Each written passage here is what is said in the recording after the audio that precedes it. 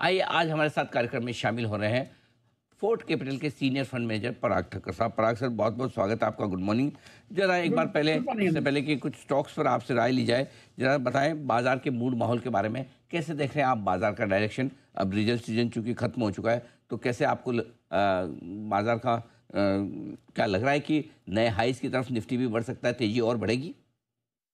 Yes, तो 70 to 80% probability है, unless कि जापान की ओर से या टैरिफ की ओर से कोई ऐसा पॉइंट आ जाए जो हमने अभी तक नहीं सोचा हो। बाकी तो ऐसा लग रहा है कि Nifty is headed higher only, because mainly क्या है कि जो इंडिया का मैक्रो था वो तो हमेशा से सही था, उसमें कोई प्रॉब्लम था ही नहीं। कमी थी सिर्फ अर्निंग ट्रेजेक्टरी की, तो वो भी बिकॉज ऑफ गवर्नमेंट और आरबीआई के जो स्टेप्स थे, जिसकी मैं काफी सराहना करना चाहूंगा। राइट टाइम पे राइट चीजें की है गवर्नमेंट और आरबीआई ने। इनकम टैक्स स्लैब बढ़ाया, इंटरेस्ट रेट कट किया 100 पिप्स से, और GST cut was a final thing. तो मेरे हिसाब से डिमांड को बूस्ट दिया है। डिमांड बढ़ने से, कंजम्पशन बढ़ने से डेफिनेटली अर्निंग ट्रेजेक्टरी हमने देखा, ऑटो कंपनीज की अर्निंग ट्रेजेक्टरी ऑलरेडी बदल गई है।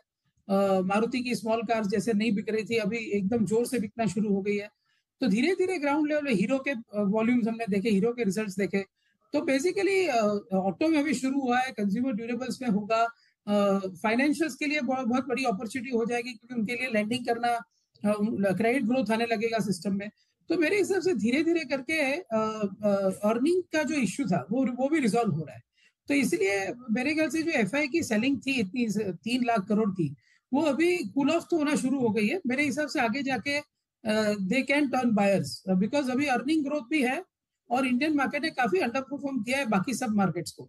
तो और आप देखो, कॉर्पोरेट डेट टू जीडीपी जो इंडिया का है वो इतना लो है, और बैंकिंग बैलेंस शीट इतनी स्ट्रांग है कि इसका जो कॉम्बिनेशन है, जब टैरिफ घटेगा तो केपेक्स साइकिल भी आएगा। तो मेरे हिसाब से इस बार सारे स्टार्स आर अलाइनिंग, अनलेस कि कुछ ऐसा हो जाए जो हमें आज पता नहीं है। मेरे हिसाब से आगे जाके I am seeing good times for Indian markets. ये है बाजार प्रीव्यू। आइए, लेकिन इस बाजार में जो सबसे ज़्यादा तेजी वाला सेक्टर है वो है बैंकिंग। लाइफ हाई पर लाइफ हाई बैंकिंग बना रहा है। क्या अब भी कोई बैंक स्टॉक्स हैं जो आपके रडार पे? आप तो लगातार बुलिश रहे, इस वक्त कौन से बैंक शेयर पसंद है आपको? देखिए, हमने पहले जो डिस्कशन किया आपके शो पे भी, सिटी यूनियन बैंक के बारे में काफी डिस्कशन किया है, फेडरल बैंक के बारे में काफी डिस्कशन किया है, डीसीबी के बारे में किया है, पिरामल फाइनेंस के बारे में किया है। तो मेरा ये मानना है कि और एसबीआई तो हमें, मेरा टॉप होल्डिंग है हमारे पोर्टफोलियो में, 8% होल्डिंग है। तो मेरा ये मानना है कि banking will do very well. अगर रेट कट भी होते हैं तो growth will take care of that. तो मेरे हिसाब से हालांकि कुछ पीएसयू बैंक काफी चल चुके हैं, थोड़ा कंसोलिडेट कर सकते हैं ये लेवल पे। बट सबसे बड़ी जो बैंक की सबसे बड़ी इश्यू है, जो जो जिसके ऊपर सबसे ज्यादा ध्यान देना चाहिए, वो क्रेडिट कॉस्ट है। मार्जिन तो इज अ सिक्लिकल थिंग, वो मार्जिन वापस आ जाएंगे जब डिपॉजिट रिप्राइस हो जाएगी। और ऑलरेडी एसबीआई के चेयरमैन ने तो बोला है यू शेप रिकवरी होगी मार्जिन में Q3 से ही। तो मेरा ये मानना है कि क्रेडिट कॉस्ट सबकी कंट्रोल में। आप देखिए, इंडिया की जो 3 सबसे बड़ी बैंक है, एसबीआई, आईसीआईसीआई, एचडीएफसी, इवन मैं एक्सिस उसमें इंक्लूड करूंगा, जिसमें पास में क्रेडिट कॉस्ट इश्यूज रहे हैं, लेकिन अभी आगे जाके क्रेडिट कॉस्ट उसमें भी कम होने वाला है। मैनेजमेंट हैज क्लियरली सेड कि जो भी उनका प्रॉब्लम था वो सॉल्व हो चुका है। वो भी वापस पर्सनल लोन और क्रेडिट कार्ड मार्केट में वापस से एग्रेसिव हो गया है।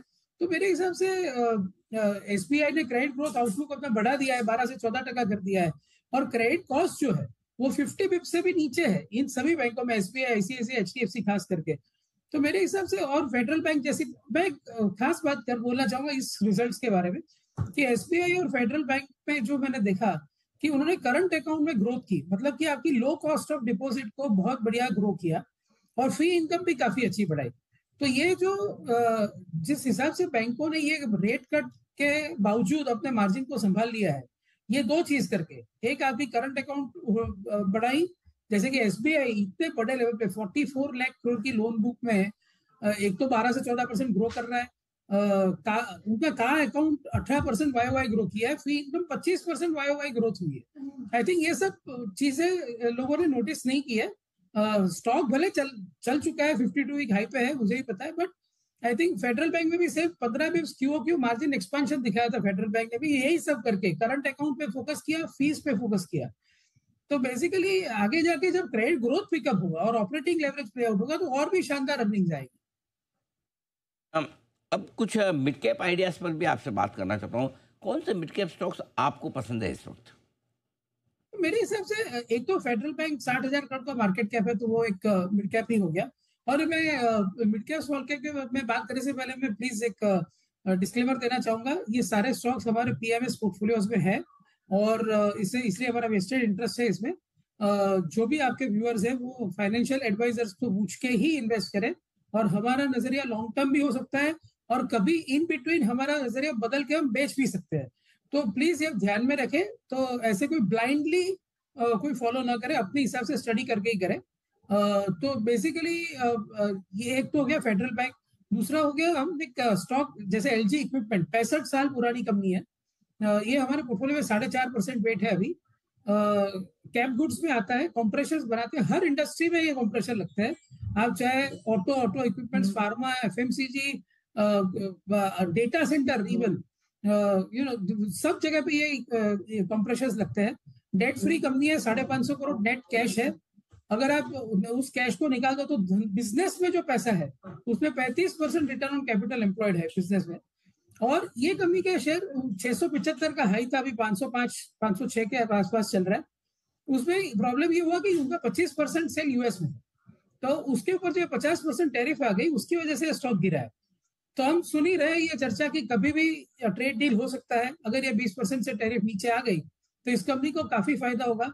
और सबसे इंपॉर्टेंट बात, अर्निंग कॉल पे मैं ये भी बोलना चाहूंगा, मैं इस कंपनी को मिला नहीं, लेकिन कंपनी के अर्निंग कॉल पे सीईओ ने बोला है कि जो यूएस की टैरिफ की वजह से उनका जो नुकसान था वो भी उन्होंने उतने अपने खर्चे काट के उसको रिकवर कर लिया है।